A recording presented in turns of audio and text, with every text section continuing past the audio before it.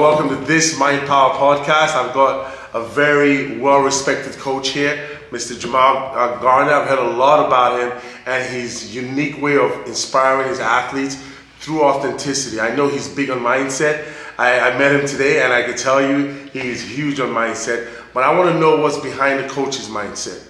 All right, I want to know how you inspire your athletes, and let me just touch a little bit on your background. It's one very simple, solid 13-year paratrooper vet.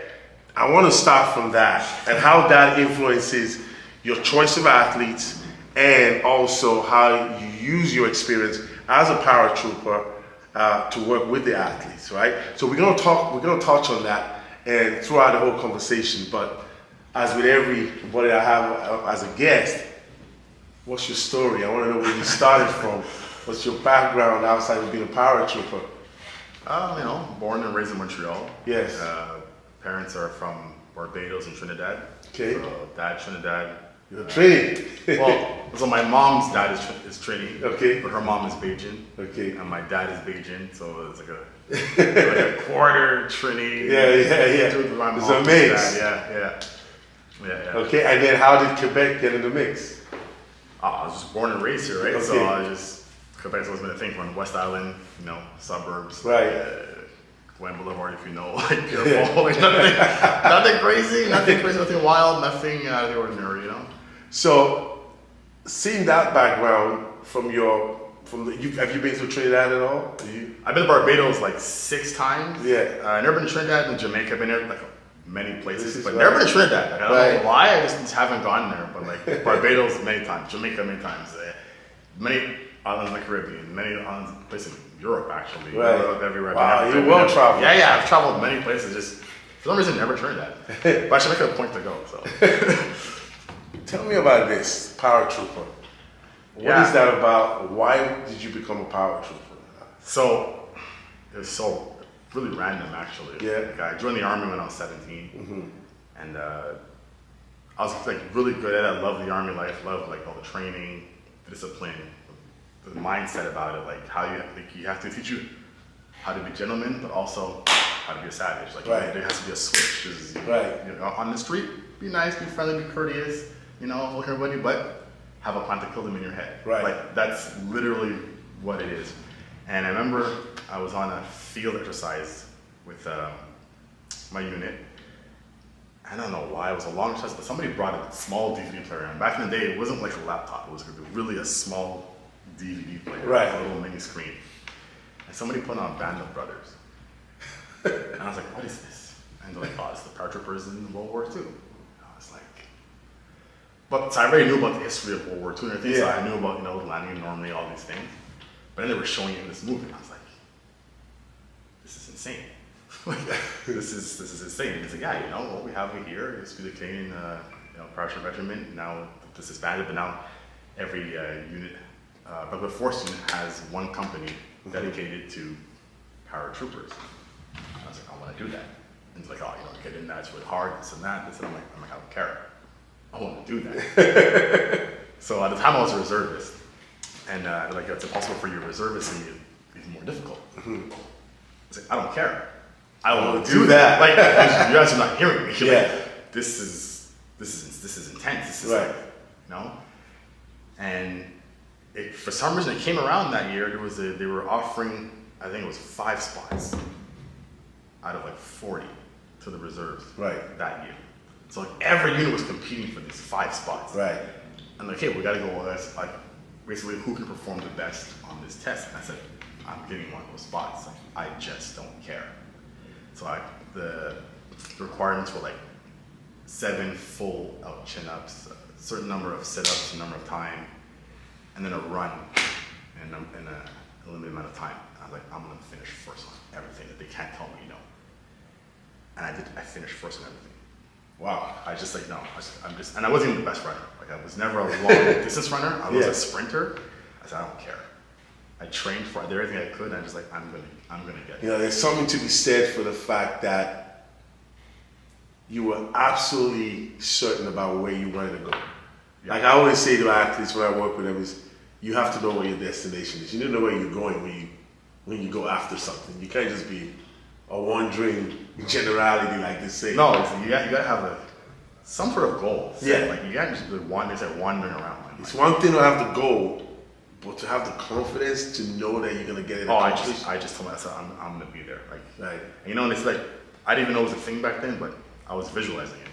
Wow. I was like, I saw myself on the court. I saw myself being a paratrooper. You said you visualized it. What exactly did you visualize in the process or in the conversation of I want to be a paratrooper? What did you visualize that inspired you to move?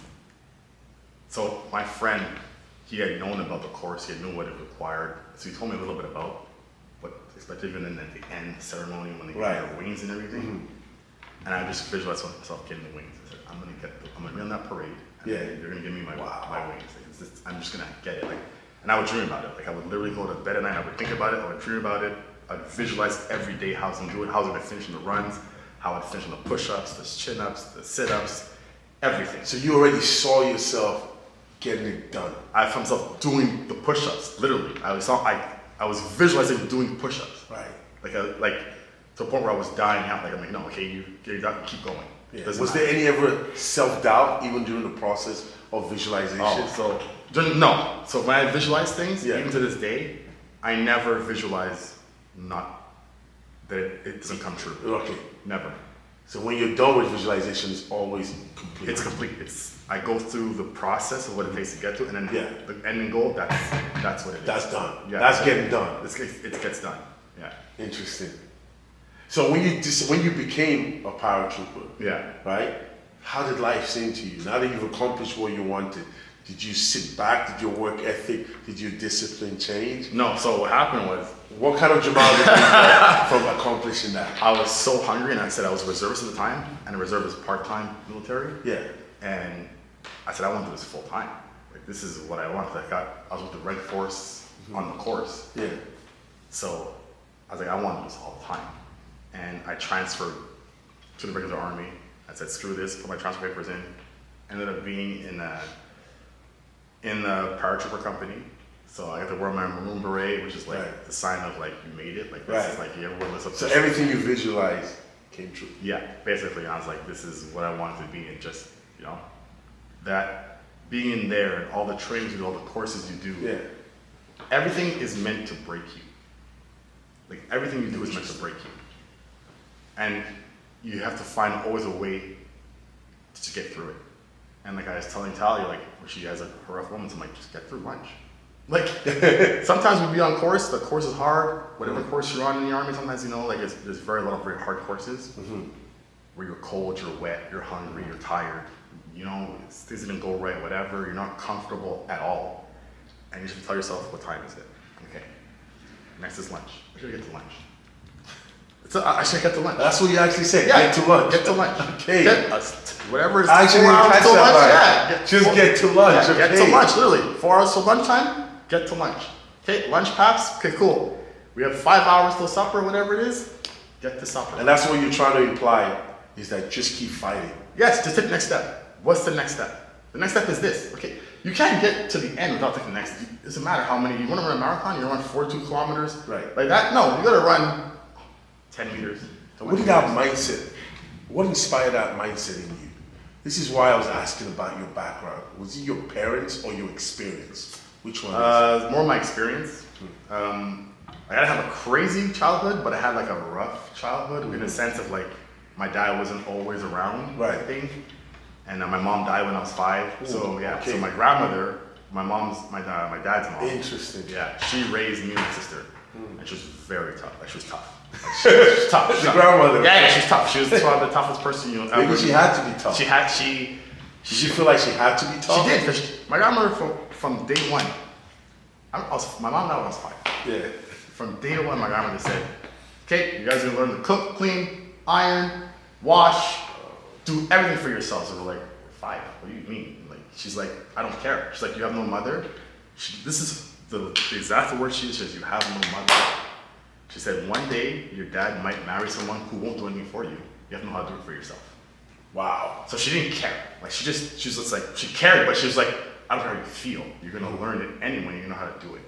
So she just brought us up to literally know how to do everything for ourselves. To be self-dependent. completely to rely on nobody. So I grew up just not relying on anybody. Just like I can do it myself. Like I'll figure it out. I'll get it done. It is what it is. Like this is life. And that mindset, you feel has helped you out throughout your career and your personal life? Through everything. Especially military. Like I said, it was a big part of my life. Mm-hmm.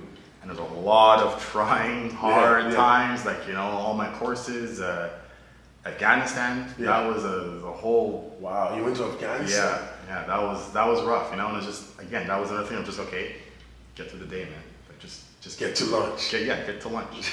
I love that. Get to lunch, man. It's okay. Lunch. Like, we're gonna be okay, just get to lunch. Like, that's all you have to do. Wow. Yeah. So the Afghanistan experience, how did that build you? Because clearly it didn't break you. That was probably the single hardest thing I probably have ever done. Like, ever. Mentally. Yeah. Physically, you're trained for it. You're trained to go through the army. I said the army tries everything to break you physically, but it only makes you stronger. Right. And they try to break you mentally too, so that you can withstand the hardships of war, right? And over there, it tests you though. Right. Like it tests everything you've gone through in training. It tests, but beyond training. They can't train you enough for it. Yeah. There is enough training. There's enough training for it. It's just either you're gonna dig deep and find a way to go through what you have to get through, or you're just gonna, you know, you're gonna freeze, or something's gonna happen to you. You're just gonna, I'm out. Like it just is what it is. Like, it's gonna test you. That's for sure. And so we find that when you survive those tests, you better, stronger than the person that went before you were tested. What I'm saying is, you would want to be a stronger person, but not that way. No, that's the way I wouldn't recommend anybody. Yeah, you wouldn't recommend that for anybody. For anybody at all there. But if you hadn't have gone through that, do you feel like there's any other aspects in your life that would have built you for what you're now dealing with? No, absolutely not. There's nothing can prepare me for what I do now. Like, not the way that I am now. Mm-hmm. Like, I would probably still be doing this maybe, but not as effectively or not as convincingly. Right. With as much confidence than I have now. So you were able to transfer those skills, the grit and the lesson and the growth from that experience into your current life. Absolutely. But that's in every aspect, for everything. Wow. So that brings me to why you're here as a coach. So I needed to know the background. Now I know the background. So first of all, thank you for your service. Thank you. I appreciate that always. And now when you select boxers, does that help you? Does that determine how you select people you share your time with as an athlete? Because you're invested in these athletes. Absolutely. Like really invested. Absolutely. The more I get to know about it, that's a whole lot of investment. Yeah, I see who's going to put the effort in. Mm-hmm. Also, who has the mental fortitude to withstand the hardness I'm gonna put on them. Right. Because I try to stretch the envelope a little bit. And why do you do that? Just see that when they break, how they react to it. Okay. Everyone breaks. It's just how they react to it. You do that because you know what life's coming is going to be even tougher. Absolutely. You're preparing them for battle. Getting punched in the face. Yeah. Knowing you're about to be punched in the face, you have to prepare mentally for this. You can't get punched in the face and say, this isn't for me. Mm-hmm. You gotta get punched in the face and say, okay, I'm gonna keep going. I'm gonna keep coming. Right. Like, unless you put me down, I'm going to keep coming. Wow. So I try to see who's gonna get knocked down but get back up. Like I said to your fighter, Talia, you don't play boxing. Exactly. You fight. Exactly. That's a boxing court. It's not my court. Yeah. But it's not like tennis when you're this love down and that love up down. This, when you get hit, you get hit. It's the hurt business. That's what it is. It's the hurt business, yeah. So it's like your job is to hurt the other person. Like, try to make them stop fighting, or you know, get to the end where you've done enough where the judges score for you. Like this is what it is. So how in the business like that do you handle disappointment? So I'm only ever disappointed, and I've told all my boxers the same rule. I said, you could lose every fight. I'll never be disappointed in you for you losing. But there's a way to lose. The only way I don't accept your loss is if you've literally run a cardio. Like, if you gas out, I'm like, no. Because that's the one thing you can fix. It's the only thing you can control over. It's the only thing you can control is your cardio, how in shape you are. So you're saying if they do that, they're unprepared. If you come into a fight out of shape, that's half of fighting, is being in shape. It's half. You used to be in shape. Like, you can get outboxed. You lose, you get outboxed. You got outboxed. I'm sorry, it happens. Yeah. You know, we come back, we fix the mistakes. It is what it is. We come back stronger. But if you come in out of shape, that's just because we're just lazy, and you just refuse to do the work. For you, that's unacceptable. And I can't accept that at all. No. As a coach, would you say it's okay for your athletes to be proud of what they're great at? Boxing is one sport. I'll give you a context. Boxing is a sport I feel as though the athletes have no problem bragging about how great they are. Where in other sports, it's almost looked down upon. Maybe not football. In other sports like hockey, you almost have to be conservative and humble. It's almost to a fault. You know what I'm saying? So if an athlete says, I'm the greatest they've ever been, before you switch up the light, I will hit you 10 times the back, like Muhammad Ali talks. You know, that raw, outgoing confidence that is now seen almost as arrogance, is that okay in your books? So I think it goes to circumstances. Like, it's more of a situational thing. Where Ali says it, but he's actually doing it. Who are you telling me is wrong? He's backing it up. He's backing it up. You can't tell me he's wrong. He's doing it. If you haven't done anything or proven anything, you can't really say these things. So you haven't earned the right to say that. Like, who did you beat? Yeah. Right? Like, you know, if you beat the top guys, okay, talk your shit, man. Yeah. Like, I have no problem with it. But you don't have to beat someone to have confidence, though. No, confidence, I'm talking about bragging. True. But to be confident, saying, I'm going to go in there, I'm going to hurt this person. Absolutely. Yeah. You should be saying this. That's right. You should have the mentality that I'm going in there, I'm going to beat you. But I'm saying in other sports, you don't see athletes talking the way boxers talk. That's one of the reasons people love boxing. Because it's one-on-one. It's one-on-one. And this is just, it's me versus you. Right. And the mentality is, I'm better than you, right? But also, if you don't believe you're better than the other person, why are you there? What exactly? Then you're never going to win at all. It's impossible for you to win. Yeah. If you don't believe you're better than the other person. I like it. That's what I love about boxing. And that's why a lot of people, they want to be honest, love about the sport. It's that primal, old-fashioned throwback confidence that we don't see these days. Like, even as a team, if you don't think you're going to beat the other team, why are you competing? Yeah, why are you here? Exactly. But that's exactly it, right? Like, I coached football for a long time. It's the same thing. My job as a coach was, a lot of it was strategy, but a lot of it was motivating. I was like, yo, you guys are going to smash these guys in the face. Like, run through somebody. I don't care who it is, run through somebody. Pick a body, run through them. Right. Like, you know what I mean? Like, what about celebration? See, in football, kids celebrate, and sometimes they're criticized for how they celebrate. I think if it's respectful, let them celebrate. As long as they're not being derogatory, let them have fun. They earned it, man. You know how hard it is to get those 10 yards or whatever it is. It's hard. Like, let them, as long as it's not derogatory, I'm all for it. I love celebrations, you know? I love it. What would you have a female boxer that you've now taken, and you were humble enough to say, listen, I'm not the Bible of boxing, so don't come at me, right? But you've got an athlete that you took from her genesis in boxing to becoming a multiple champion. Yeah.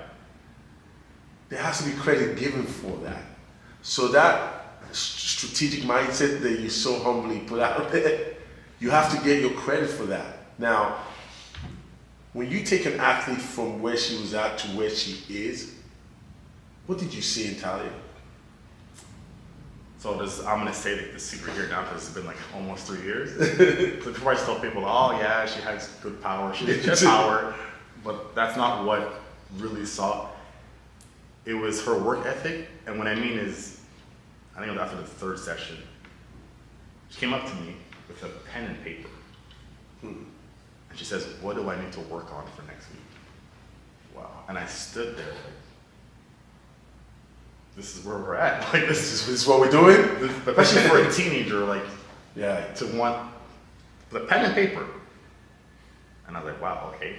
Here, we're gonna work on 3 things. Just 3 things, and then I came back a week after, and she perfected them. She was serious. And I said, wow, okay. I said, this is real. This is not just like, you know, your parents are forced you into this kind of sport type thing. I said, okay, this is real. And then I just like, okay, we're gonna do this because you want it. So, and when I put my mind to the thing, that's it. It's gonna happen. It's just gonna be a thing. If I mentally put my mind to it, it's gonna happen. You know, you touched on the point, and it's a good place to pivot. How do you mentally prepare as a coach, taking an athlete in a battle for a big championship? As a coach, how do you prepare? So, because of the Army, taught me very well, I dissect everything. Are you nervous? I'm always nervous for Talia. Okay. But she's my kid. That's my, if I had like an older kid, it would be her. If I had a third child, she's my third kid, you know? I was told when I reached out to you for Talia, by the way. Yeah. It was like, be careful, he's very protective over that. Well, it's like my child, right? Yeah, If I had 2 kids, but if I had a third kid that I made, it would be her, you know? So, I'm always nervous when she fights because I'm always like, I'm sending her in there and I'm like, I gotta, you know? I trust in our training, but sometimes it's like that, almost that dad nerve that kicks in a little bit. So I'm always nervous, but once she throws the first maybe 3-4 punches, I'm like, I relax. You can see where this is going. And I go into more of a coach mode. And I'm like, okay, we got this. I'm like, okay, we're good. We're nice. So even though walking into the ring, you're still nervous? Yeah. But I try not to show it to her. Yeah, I try of course. kind of like, but I'm pretty like, okay, I'm almost like going over things. Hey, did we do this? Did we do this? We did this. We did this. Did we do this? Like, did we cover this? Did we train for this? Like, I'm always like, you know, the little checklist goes off nonstop in my head. What if your plan doesn't go well during the fight? So again, I'm a strategist. Right. I have plan A, B, C, D, E, that we've trained for already. So okay. During the flight, we have code words. I'm always able to tell her certain things that she knows now to pivot. Forget this plan. Right. This is not working. We have to go to this one. So on the fly, we can switch things because I plan for it. Right. The Army taught me very well how to plan. plan everything. Yeah. So it's always. Whenever like, okay, what do we do now? It's like, no, we planned for it. We saw this, okay, cool. Go to this now. Switch it. Don't stay in this situation, right? Like there's a famous quote I heard from somebody. It's about business. And the guy says, never double down on a bad investment. Wow, got it. So if it's not working, don't double down. Don't do it again. You just gotta change it. You just get out of it. Like, that's right. That is, you see, you see how your background seems to flow through your entire decision process, even in your training as a coach. Now as a dad, you mentioned your kids. I want to hear about your kids. What's your kids' name? My kids are Jade and Jax. 2 boys? No, a girl and a boy. Jade. Okay. And then Jax. Okay. Yeah. Fantastic. Yeah. What are their ages? 8 and 7. Almost 9, actually. Almost 9 in 4 days. Oh wow. For my girl. Yeah. Well, happy birthday in advance for her. So how does your background affect you as a father? What did you get from being a paratrooper and you're employed as a father? Discipline for sure. Okay. You can ask anybody who ever met my kids. They're probably the most polite, well-mannered children you're gonna meet. And I'm not saying because they're my kids. That's just like I was very adamant about that with their mother. I said we can't have bad kids. I don't care. I said I don't care what else, but we just cannot have bad kids. Yeah. If anything, they have to be the nicest, most polite, respectful kids on the planet. So define bad kids for me, by your standards. My standards, a bad kid is a kid who's not listening to their teacher, not listening to their parents, who will talk back to their parent, who will, not children-wise, but like make a huge mess in the house and not clean it up. Right. Who thinks that they're running the house. Right. A child can't run a house. I don't care what anybody says. Parents listen to this. Your child can't run your house. Right. Your child does not pay the bills. Right. They're not in charge. Right. So, and I've heard, I know of kids who, they talk back to their parents and this and that because the parents, they just, my child's my friend. How? You're a parent first. You're a parent. Period. Yeah, my child can be my friend when they're like adults. Yeah. They can be my friend then. Yeah. And then we can kind of discuss things. But until then, if I'm paying your bills, I'm responsible for you. I can't Can't have that. I can't. I'm your Is parent. there an age where it's allowed, or there's some flexibility on how your kids talk to you? So if they're teenagers, would you allow swear words being used when they speak with you? So no, because I was brought up that I couldn't even cuss around my grandmother at all. It just wasn't happening. Right. It was just a form of respect. You just didn't cuss around your parents, your grandparents, or whatever. So I don't think my children can ever cuss around me. And I feel like, who are you talking to? Right. Like, I know you're talking about somebody else, but don't be using those words with me, because Right. I don't use those with my kid. I love what you said about parenthood. I think that's it just needs to be heard. It needs to be told. It's gotta be said. It's gotta be said. I know y'all don't want to hear it. Some of your parents don't want to hear it, but I'm gonna say it anyway. You gotta be a parent, not a friend to your kid. Yeah. It just is what it is. I like what you did say though. When they're adults, we can be best friends. Yeah. Right now, I'm gonna raise you and prepare you for adulthood. Absolutely. I think that's powerful. Jamal, I gotta tell you, when I was doing my research on you and what you did for your athletes, it was consistent. And everybody talked about your authenticity in your approach and the way you inspire and motivate these kids to be the best versions of themselves. So it's almost as though you're not raising your athletes, or you're not coaching your athletes for their sport. The gifts and the lessons that you give them transcends their sport into real life. Would you say that? Absolutely. My whole goal is to make everybody mentally tougher. Right? Because I feel like we're in a society where like everyone's so sensitive for anything. I'm like, why? Why? Is this person paying your bills? Why do you care? Right. What they say about you, or what they think about you? Get over it. Like, you have to be. So I have a saying. Yes. And my saying is, I have never ruined my own day. You've never ruined your own day. I have never ruined my own day, and I will never, on purpose, ruin my own day. So, explain that more. I'm never gonna do anything that I don't want to do. Ever. Like, I turn down invitations all the time to go somewhere. Oh, come to this festival. I'm like, no. Like, I don't want to be around the 3,000 people or whatever amount of people it is. So I'm gonna go there. I'm gonna be frustrated. Yeah. I'm gonna pay money to be frustrated. Yeah. No, I'd rather not just put myself through those type of things, right? Like, I'm a very smart person. I love fishing. Yes. I love riding my motorcycle. Yeah. You know what I mean? So like, that's what I like to do for fun. These are like my, Powerful. So again, is the power of saying no. Yeah, you sometimes just say no to people, right? And that's why I will never ruin my own day. That's just something. That is a powerful message, and it really is a great thing for you to leave for the audience to hear that. Like, I will never ruin my own day. That is a powerful quote, and I want to thank you for that. I want to thank you for coming to this It was my pleasure, for sure. Podcast, and I'm gonna just take the liberty of having a few more seconds of your time here before we exit. Is, what do you see for the sport of boxing for females? I see. What would you hope for? What would you wish? Well, right now it's growing for sure. Yeah. We have some big names in it right now. Alicia Baumgartner, Alicia Shields, Katie Taylor, Cameron, and in Montreal, Kim Clavel. They're right now not the pioneers exactly, because there was Layla Ali before and there's a couple of others, but they're paving the way for all the girls coming up now. Especially like Talia and stuff like. And what I want to see for is to grow, make the women as big as the men, because in reality, some of these women's fights are way more entertaining than some of the guys' fights. Right. And I'm going to say that, like, I don't care what anybody says about me. There's many guys' fights you're looking at, you're like, what am I watching? I paid for it. Yeah, exactly. And you're watching women's fight, you're like, okay, look at this technique. That's right. The girl's technique's on point. Okay, she's actually following her game plan. Right. Like, this is real boxing. And I think the more and more that it gets bigger and bigger and bigger, it's going to be a huge thing. I maybe not in 5-6 years, but who knows how long, I think it might take over, because these girls are getting really good, and they're training really well. And I see the female boxing growing, be huge. Exponentially. Yeah. Jamaal, you're a gentleman.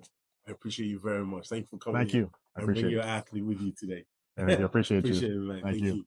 Fight power.